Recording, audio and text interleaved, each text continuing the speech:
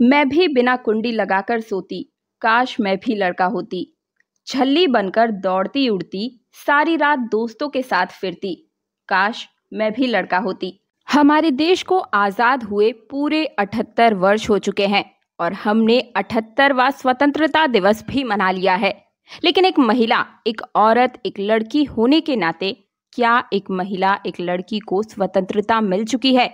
ये आप तय कीजिए। आज की ये सच्ची घटना अभी पूरे देश में हड़कंप मचाए हुए है। पश्चिम बंगाल की राजधानी कोलकाता में 8 और 9 अगस्त के दरमियान रात करीब 3 बजे आरजीकर मेडिकल कॉलेज में एक महिला ट्रेनी डॉक्टर के साथ हुई दरिंदगी की इस घटना ने पूरे देश को शर्मसार कर दिया है। नाइट शिफ्ट में काम कर रही डॉक्टर के साथ हुई इस हैवानियत ने एक बार फिर से दिल्ली के निर्भया कांड की याद दिला दी है। हालांकि पुलिस ने एक आरोपी को अरेस्ट करके खुलासा किया है कि हमने इस केस को सॉल्व कर लिया है। लेकिन क्या आपको लगता है क्या एक अकेला व्यक्ति उस बच्ची के साथ ऐसी खौफनाक दरिंदगी कर सकता था, या फिर इसमें किसी और व्यक्ति का भी हाथ हो सकता है? दोस्तों, आज की इस वीडियो में मैं आप सभी को पुलिस और पकड़े गए आरोपी के बारे में बहुत ही सिलसिलेवार तरीके से बताने जा रही हूँ। साथ ही आपके सामने कुछ ऐसे तथ्य भी रखूंगी जो इस बात की ओर इशारा करते हैं कि क्या इस घटना में एक से ज्यादा लोग शामिल रहे होंगे। नमस्कार दोस्तों, स्वागत है आप सभी का आपके अपने चैनल क्राइम अड्डा पर और मैं हूं आपकी दोस्त दिव्या। अगर आप मेरी आवाज को पहली बार सुन रहे हैं तो अभी वीडियो को लाइक करके चैनल को सब्सक्राइब और पास वाला बेल आइकन जरूर प्रेस कर दीजिए। और इस पूरी कहानी को सुनने के बाद आप इस केस के बारे में क्या राय रखते हैं मुझे कमेंट के माध्यम से जरूर बताइएगा। आपका हर एक कमेंट मैं बहुत ही ध्यान से पढ़ती भी हूँ और आपको रिप्लाई भी देती हूँ। दरअसल बहुत ही मेहनत और लगन के बाद कुछ लड़के और लड़कियां नीट का एग्जाम क्वालिफाई करके इस आरजीकर मेडिकल कॉलेज में जूनियर डॉक्टर के तौर पर डॉक्टर की ट्रेनिंग करने के लिए आते हैं।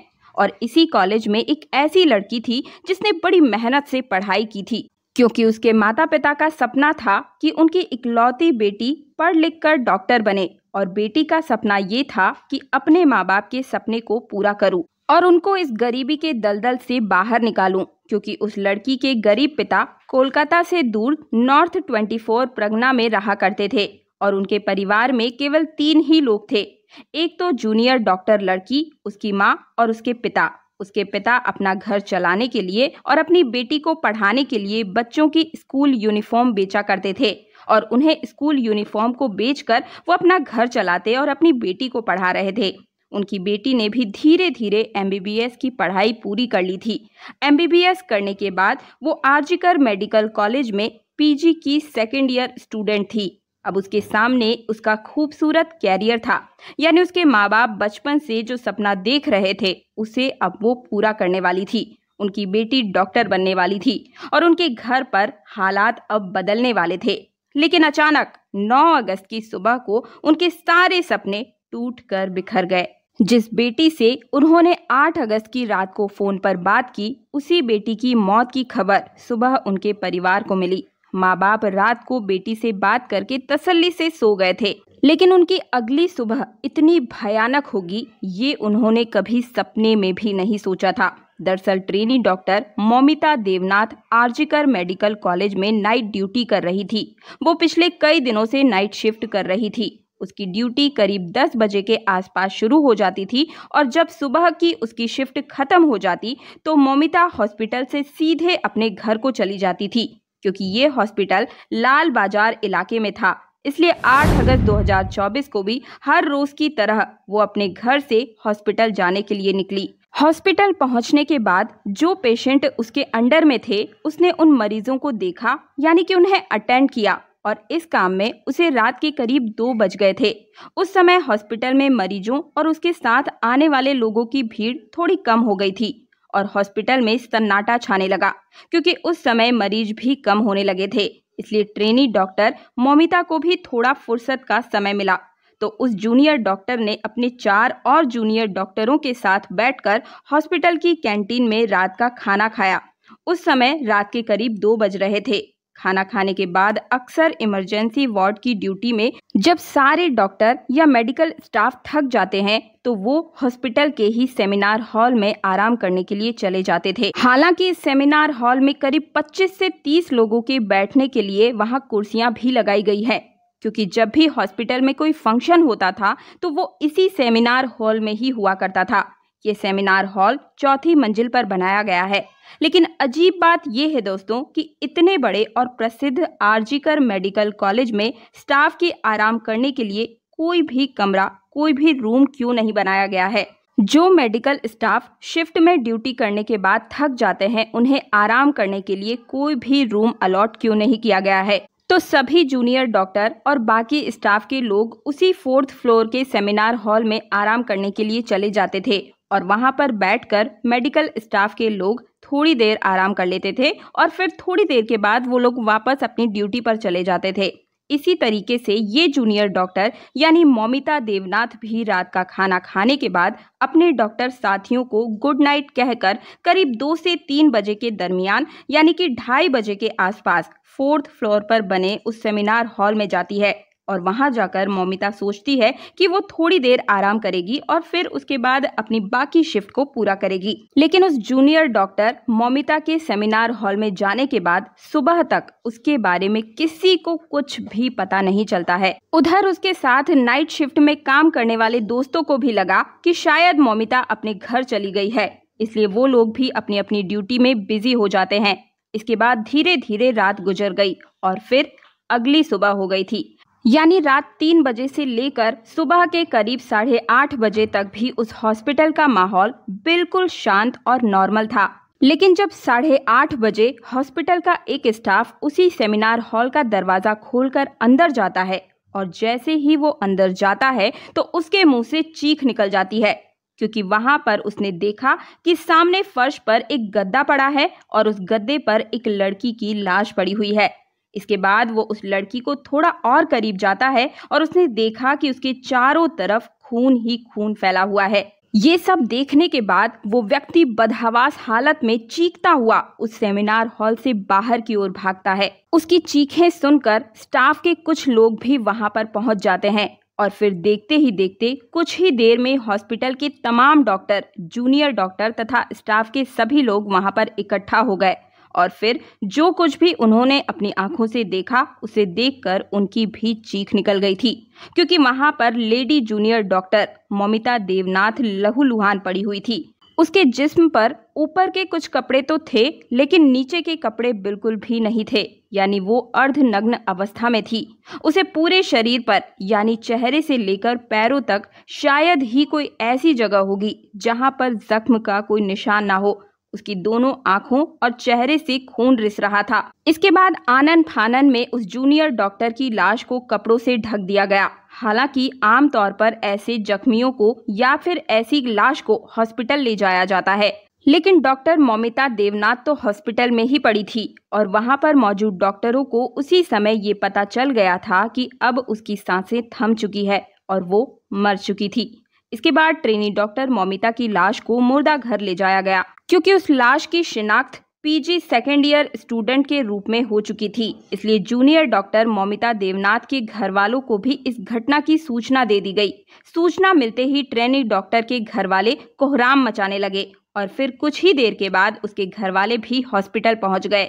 घर वालों के हॉस्पिटल पहुंचने के बाद सहायक सुपरिटेंडेंट ने उनसे कहा कि आपकी बेटी ने खुदी है, लेकिन ट्रेनी डॉक्टर के माता पिता ने जो बताया उससे तो इस मामले में कहीं ना कहीं साजिश की बू आने लगी है। ट्रेनी डॉक्टर के पिता के अनुसार वो सुबह के समय जब अपनी बेटी को देखने गए थे तो उन्होंने देखा कि उनकी बेटी के चेहरे से खून टपक रहा था। उसका चश्मा भी बुरी तरीके से टूटा हुआ था और जब उन्होंने बेटी की लाश के ऊपर पड़े हुए कपड़ों को थोड़ा सा हटाया तो उन्हें अपनी कमर से नीचे कपड़े बिल्कुल नहीं दिखे थे। लेकिन उस बेटी के साथ इतना कुछ हो जाने के बाद भी उसी हॉस्पिटल के चेस्ट मेडिसिन डिपार्टमेंट का सहायक सुपरिटेंडेंट कहता है कि मौमिता ने खुद की अपनी हत्या की है। यानी एक लड़की जिसके जिस्म पर कोई कपड़ा नहीं है, उसका शरीर सिर से लेकर पैर तक जख्मी है, भला कोई ऐसी भी अपनी जान लेता है। खैर, जब ये तमाम बातें चल रही थी तो थोड़ी देर के अंदर अंदर ही इस घटना की खबर पूरे हॉस्पिटल के तमाम जूनियर डॉक्टर्स तक पहुंच गई और जिन लोगों को भी उस ट्रेनी डॉक्टर की लाश देखी उन्होंने पहले ही नजर में अंदाजा लगा लिया था कि ये सिर्फ कत्ल ही नहीं है बल्कि इसके साथ जबरदस्त हैवानियत भी की गई है। और इसी वजह से सभी जूनियर डॉक्टर के गम और गुस्से का माहौल पैदा हो गया था, क्योंकि ये दरिंदगी एक सरकारी हॉस्पिटल के अंदर एक जूनियर डॉक्टर के साथ की गई थी। लेकिन स्टूडेंट्स का गुस्सा अभी भी काबू में था और इसी बीच शुरुआती पोस्टमार्टम रिपोर्ट भी आ गई, क्योंकि वो सभी लोग डॉक्टर थे और वो लड़की भी उन्हीं डॉक्टर्स में से एक जूनियर डॉक्टर थी जिसके साथ ये सब कुछ हुआ था। शुरुआती पोस्टमार्टम रिपोर्ट से ही उन सबको पता चल गया था कि उस ट्रेनी डॉक्टर के साथ क्या कुछ हुआ है और किस तरीके से दरिंदगी की गई है। दरिंदगी की वो दास्तान मैं अपने मुंह से बयान तक नहीं कर सकती दोस्तों। बस आप समझ जाइए कि उस बच्ची के शरीर के हर एक अंग से खून का रिसाव हो रहा था, यानी उस मासूम बच्ची के शरीर को बहुत ही बेदर्दी से मारा गया था। आगे पोस्टमार्टम रिपोर्ट में लिखा था कि शायद इन सब के बाद आखिर में गला घोटकर उसकी हत्या की गई थी। लेकिन इस पोस्टमार्टम रिपोर्ट में भी कई चीजें क्लियर नहीं थी, जैसा कि ये तो क्लियर किया गया था कि डॉक्टर मौमिता के साथ जबरदस्ती हुई थी, लेकिन ये क्लियर नहीं किया गया था कि उसके साथ जबरदस्ती मौत से पहले हुई थी या फिर उसकी मौत के बाद, यानी ये हैवानियत जूनियर डॉक्टर के साथ जिंदा रहते हुई थी या फिर उसकी लाश के साथ की गई थी। खैर, जब ये भयानक पोस्टमार्टम रिपोर्ट डॉक्टरों के सामने आई तो डॉक्टरों का गुस्सा बर्दाश्त से बाहर हो गया और फिर देखते ही देखते पूरे आरजीकर कॉलेज के डॉक्टरों ने हड़ताल कर दी। उन सब ने काम करना बंद कर दिया। उन सभी जूनियर डॉक्टर्स का कहना था कि अगर सरकारी हॉस्पिटल में भी वो लोग सुरक्षित नहीं हैं तो फिर कहाँ सुरक्षित रहेंगे। इसके बाद धरना प्रदर्शन शुरू हो गया और फिर पुलिस के ऊपर भी दबाव बनाया जाने लगा था।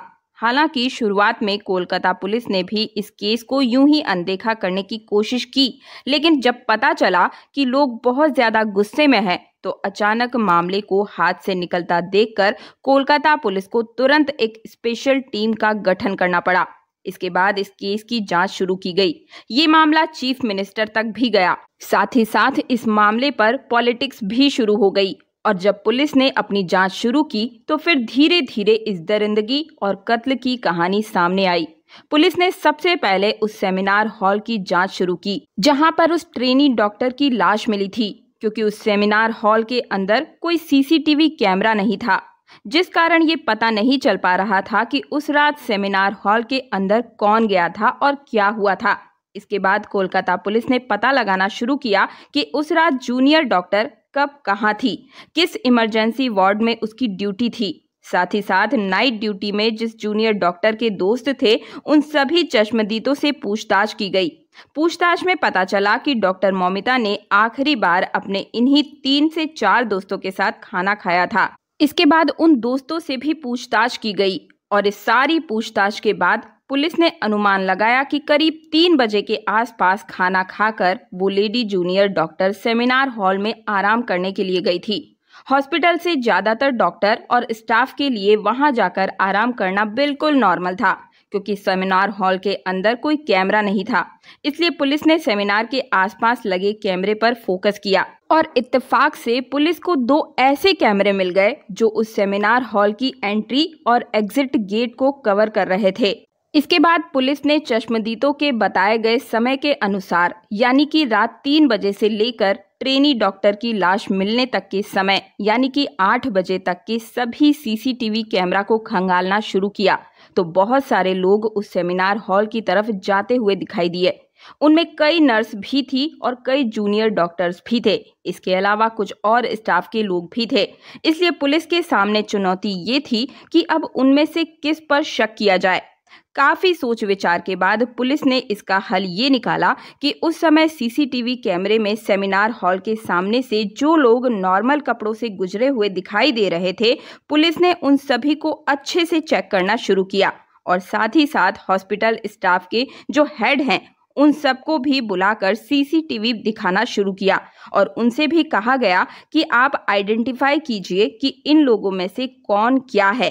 हर एक को देखने के बाद पता चला कि उनके सारे हॉस्पिटल के स्टाफ ही हैं, सिवाय एक व्यक्ति के।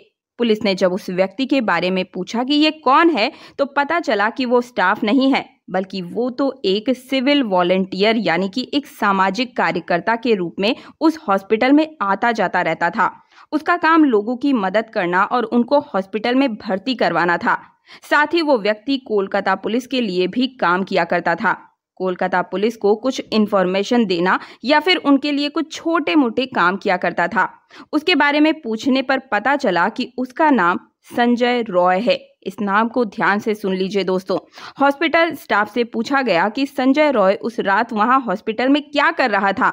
हॉस्पिटल के स्टाफ ने बताया कि संजय रॉय अक्सर रात को यहां आता रहता है। कई मरीज जिनको वो भर्ती कराकर जाता है, उनको देखने के लिए, उनका हालचाल पूछने के लिए वो अक्सर यहाँ आता है। अभी वो लोग इस बारे में बात कर ही रहे थे कि तभी अचानक एक पुलिस ऑफिसर की नजर संजय रॉय के गले पर पड़ी। दरअसल जब घटना स्थल की जांच की गई थी तो उस समय मौकाए वारदात से जूनियर डॉक्टर की लाश के पास से पुलिस को उसका लैपटॉप और मोबाइल फोन के अलावा उस जगह पर एक नेकबैग ब्लूटूथ मिला था, जो कि मोबाइल के ब्लूटूथ डिवाइस से कनेक्ट होता है।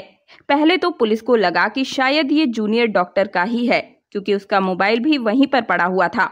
लेकिन जब उसको ब्लूटूथ को कनेक्ट करने की कोशिश की गई तो जूनियर डॉक्टर के फोन से कनेक्ट नहीं हुआ। हालांकि उस दौरान भी पुलिस ने बहुत सारे लोगों के फोन से उस नेकबैग ब्लूटूथ को कनेक्ट करने की कोशिश की थी, लेकिन उस समय वो किसी भी फोन से कनेक्ट नहीं हुआ था। लेकिन अब सीसीटीवी फुटेज में अचानक पुलिस की नजर संजय रॉय पर पड़ गई थी। तो करीब 3:20 के आसपास सेमिनार हॉल की तरफ जाता हुआ दिखाई दे रहा था और उसके चलने से लग रहा था कि वो लड़खड़ा रहा है। शायद वो नशे में था। लेकिन सबसे बड़ी चीज जिस पर पुलिस वालों की नजर पड़ी थी वो ये थी कि जब वो वहां से गुजर रहा था तब उसके गले में नेकबैग ब्लूटूथ नजर आ रहा था। लेकिन जब वो सेमिनार हॉल से बाहर निकल रहा था तब उसके गले में ब्लूटूथ नहीं था। लेकिन ठीक उसी तरह की एक नेकबैग ब्लूटूथ पुलिस ने उस महिला डॉक्टर की लाश के पास से बरामद की थी और चेक करने पर पता चला कि वो ब्लूटूथ डॉक्टर का नहीं था। और इससे ये साफ हो गया था कि जिस व्यक्ति का भी ये ब्लूटूथ है, कातिल वही है। और अब जब संजय रॉय का चेहरा सबके सामने आ चुका है तो हॉस्पिटल के स्टाफ ने बताया कि वो अक्सर यहां आता जाता रहता है। इसके बाद कोलकाता पुलिस ने तुरंत ही संजय रॉय को अरेस्ट कर लिया। संजय उस समय भी नशे में ही था और जब पुलिस उससे पूछताछ कर रही थी, उससे सवाल जवाब कर रही थी, कुछ पूछा जा रहा था तो वो जवाब कुछ और ही दे रहा था। लेकिन पुलिस को जो ब्लूटूथ घटना स्थल पर मिला था, एक पुलिस वाला उस ब्लूटूथ को संजय के मोबाइल से कनेक्ट करने की कोशिश करता है तो वो ब्लूटूथ संजय के मोबाइल फोन से तुरंत कनेक्ट हो जाता है। इसके बाद जब संजय का नशा उतरता है तो पुलिस उससे पूछताछ शुरू करती है। साथ ही उसके मोबाइल को भी चेक किया जाता है और ये पता लगाया जाता है कि 8 और 9 अगस्त की रात को वो कहां गया था। पुलिस उस पूरे डेटा को खंगालती है और पुलिस ने ये बड़ा खुलासा किया कि उस जूनियर डॉक्टर का कातिल और पिस्ट कोई और नहीं बल्कि यही संजय रॉय है। पुलिस के मुताबिक संजय रॉय 8 अगस्त की रात को हॉस्पिटल पहुंचा था। इसके बाद वो हॉस्पिटल के पीछे एक सुनसान जगह पर बैठकर देर रात तक शराब पीता है और फिर हॉस्पिटल में इधर उधर घूमता रहता है। पुलिस का मानना था कि संजय सीसीटीवी कैमरे में उस तरफ जाता हुआ दिखाई दे रहा था जिस तरफ सेमिनार हॉल है और फिर करीब 40 मिनट के बाद वो वहां से निकलता हुआ भी दिखाई देता है। और इसका मतलब ये था कि उस रात जो कुछ भी हुआ था वो उन 40 मिनट में ही हुआ था और वो ब्लूटूथ आरोपी को पकड़ने के लिए पुलिस के पास सबसे बड़ा सबूत था, क्योंकि वो ब्लूटूथ मौकाए वारदात पर मिला था। और सबसे बड़ी बात ये कि संजय के गले में सेमिनार की तरफ जाते हुए ब्लूटूथ तो था लेकिन वापस आते समय नहीं था, यानी जब उसका ब्लूटूथ गिरा तो उस समय वो होश में नहीं था। इसके बाद संजय रॉय को अरेस्ट कर लिया गया, लेकिन जब उसके मोबाइल को अच्छे से चेक किया गया तो उसके मोबाइल में पॉर्न फिल्मों के अलावा कुछ भी नहीं था, जिससे उसकी मानसिकता का भी पता चलता है कि वो शराब के साथ साथ पॉर्न फिल्मों को देखने का भी आदी है। इसके बाद जब उसके फैमिली बैकग्राउंड को खंगालना शुरू किया गया तो पता चला कि उसकी एक माँ है, लेकिन वो अपनी माँ का भी ख्याल नहीं रखता है। उसकी एक बहन भी है, लेकिन बहन उसकी बुरी आदतों की वजह से उससे कोई वास्ता नहीं रखती है। संजय रॉय ने 4 शादियां की है, जिनमें से 3 पत्नियां उसकी बुरी आदतों और हरकतों की वजह से उसे छोड़कर भाग गई, जबकि चौथी पत्नी की किसी बीमारी के चलते 1 साल पहले ही मौत हो गई थी। बहुत से लोग और उसके रिश्तेदार तो यही समझते थे कि वो पुलिस में नौकरी करता है, क्योंकि उसने सबको यही बता रखा था कि वो पुलिस डिपार्टमेंट में है, जबकि वो पुलिस के लिए एक तरफ से मुखातिर का काम किया करता था। इधर संजय रॉय को अरेस्ट करने के बाद कोलकाता पुलिस ने ये खुलासा किया कि इस केस को उन्होंने सॉल्व कर लिया है, लेकिन अब इस बात की जांच कर रहे हैं कि क्या इस पूरे घटनाक्रम में वो अकेला था, क्योंकि आरजीकर मेडिकल कॉलेज की सभी जूनियर डॉक्टर्स का कहना है कि डॉक्टर मौमिता एक होनहार और हष्ट पुष्ट लड़की थी, जबकि संजय रॉय एक दुबला पतला सा व्यक्ति है। और सबसे बड़ी चीज जो इस बात की तरफ इशारा करती है कि इस दरिंदगी में संजय अकेला नहीं था, बल्कि उसके साथ और कई लोग रहे होंगे, क्योंकि उस समय संजय नशे में धुत था, उसे तो ठीक से चला तक नहीं जा रहा था। तो क्या ऐसे में अकेले ही उस ट्रेनी डॉक्टर पर काबू पा लिया गया था? और जब यही सवाल पुलिस से पूछा गया कि क्या एक अकेला व्यक्ति उस जूनियर डॉक्टर पर काबू पा सकता था, तो पुलिस ने इसका जवाब देते हुए कहा कि हो सकता है कि संजय ने सेमिनार हॉल में जाकर जूनियर डॉक्टर के साथ जबरदस्ती करने की कोशिश की हो, लेकिन जब उस जूनियर डॉक्टर ने इसका विरोध किया होगा तो फिर संजय ने उसको किसी भारी चीज से मारा होगा, जिससे वो बेहोश हो गई। पुलिस का कहना था कि हो सकता है कि उसी समय उस जूनियर डॉक्टर की सांसें थम चुकी हो, यानी उसकी मौत उसी समय हो चुकी थी। और डॉक्टर की मौत के बाद भी संजय ने उसके साथ दरिंदगी की है, क्योंकि सारी चीजों को देखते हुए उसके जीते जी उसके साथ जबरदस्ती करना संजय के लिए पॉसिबल ही नहीं था। या फिर दूसरी थ्योरी ये कहती है कि इसमें एक से ज्यादा लोग शामिल थे। लेकिन अब सवाल ये है कि अगर एक से ज्यादा लोग शामिल थे तो फिर वो कौन लोग थे? क्या वो हॉस्पिटल के स्टाफ से ही थे, या फिर कोई और था, या फिर कहीं उस डॉक्टर के अपने दोस्त ही तो नहीं थे, या संजय की तरह ही कई शराबी लोग थे? लेकिन अभी ये सारी चीजें चल ही रही थी कि तभी अचानक सोशल मीडिया पर एक ऑडियो क्लिप वायरल होती है, जिसमें इस घटना के पीछे किसी बड़े पॉलिटिकल कनेक्शन की बात की गई है। साथ ही इस बातचीत ने कोलकाता पुलिस और उसकी जांच पर भी गंभीर सवाल खड़े कर दिए हैं।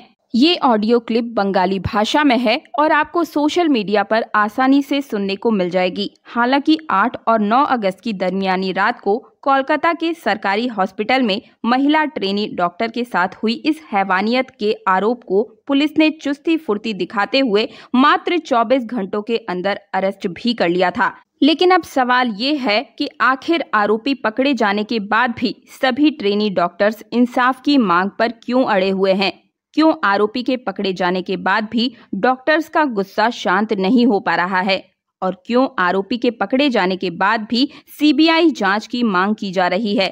और आखिर क्यों पश्चिम बंगाल की सीएम ममता बनर्जी को अपनी ही पुलिस को डेडलाइन देनी पड़ी है? और इतना ही नहीं, टीएमसी नेता कुणाल घोष ने लिखा है कि ये फोन कॉल भी जांच के दायरे में आनी चाहिए, क्योंकि इस ऑडियो क्लिप में 2 लोगों के बीच बातचीत हो रही है और इस पूरी कन्वर्सेशन में ट्रेनी महिला डॉक्टर की जांच पर बेहद ही गंभीर आरोप और सवाल खड़े किए गए हैं। लेकिन जिस तरीके से दोस्तों शुरू से लेकर अब तक पुलिस की इस मामले में भूमिका रही है, उस पर डॉक्टरों द्वारा काफी सवाल खड़े किए जा रहे हैं, क्योंकि जिस तरह से कई बड़े बड़े अधिकारी उस ट्रेनी डॉक्टर के परिवार वालों से संपर्क साधने में लगे हुए हैं और ये कहा जा रहा है कि आप सेटलमेंट कर लीजिए। अब वो लोग किस तरीके का सेटलमेंट करना चाहते हैं, ये बात समझ में नहीं आती है। खैर, इसके बाद जूनियर डॉक्टर के परिवार वालों ने भी सीबीआई जांच की मांग को लेकर कोर्ट में याचिका दायर की है। इसके बाद ये मामला कोर्ट में पहुंचता है। कोर्ट ने भी इस मामले को बड़ी ही गंभीरता से लिया, क्योंकि अब हाई कोर्ट को भी पुलिस पर भरोसा नहीं है और ना ही ट्रेनी डॉक्टर के परिवार वालों को भरोसा है, और कहीं ना कहीं पूरे देश को भी पुलिस पर भरोसा नहीं रहा। इसलिए कोलकाता पुलिस ने भी 14 अगस्त को ही इस केस को सीबीआई को सौंप दिया था। यानी अब इस केस के आगे की जांच सीबीआई के द्वारा ही की जा रही है। वहीं बात अगर सीबीआई की जांच की करें तो सीबीआई ने पहले ही बहुत सारे मामलों की जांच पड़ताल की है, लेकिन सीबीआई द्वारा की गई किसी भी मामले को इतनी आसानी और इतनी जल्दी से खुलासा नहीं हो पाता, खैर, अभी ये मामला चल रहा है, लेकिन अब सवाल ये है कि क्या सीबीआई इस मामले की जांच इतनी जल्दी कर पाएगी या नहीं कर पाएगी, या फिर ये मामला यूं ही सुशांत सिंह राजपूत केस की तरह ठंडे बस्ते में डाल दिया जाएगा। दोस्तों, इस घटना को सुनाने का उद्देश्य किसी का दिल दुखाना नहीं है, किसी को परेशान करना नहीं है, बल्कि आपको जागरूक करना है, आपको सचेत करना है। एक महिला होने के नाते मैं उस महिला के दर्द को समझ सकती हूँ, और जहां तक मुझे लगता है कि मानवता के आधार पर हर एक पुरुष भी उसके दर्द को समझ पाएगा। और अब एक प्रश्न आपके लिए, मैं आपसे जानना चाहती हूँ कि साल 2024 चल रहा है, एक महिला कब अपने आप को सुरक्षित महसूस कर पाएगी? क्या भ्रूण हत्या करना इस तरीके से सही है? क्योंकि कहा जाता है कि बेटी बचाओ बेटी पढ़ाओ, लेकिन जब बेटियों को बचाया जा रहा है तो इस तरीके से बेटियों का हनन हो रहा है। आपकी इस केस के बारे में क्या विचार है, मुझे कमेंट में जरूर बताइएगा। वीडियो पसंद आया है, मेरी आवाज़ को पहली बार सुन रहे हैं तो वीडियो को लाइक करके चैनल को सब्सक्राइब और पास वाला बेल आइकन जरूर प्रेस कीजिएगा। मिलती हूँ एक और नई सच्ची घटना के साथ, तब तक के लिए सतर्क रहिए, सुरक्षित रहिए। जय हिंद, जय भारत।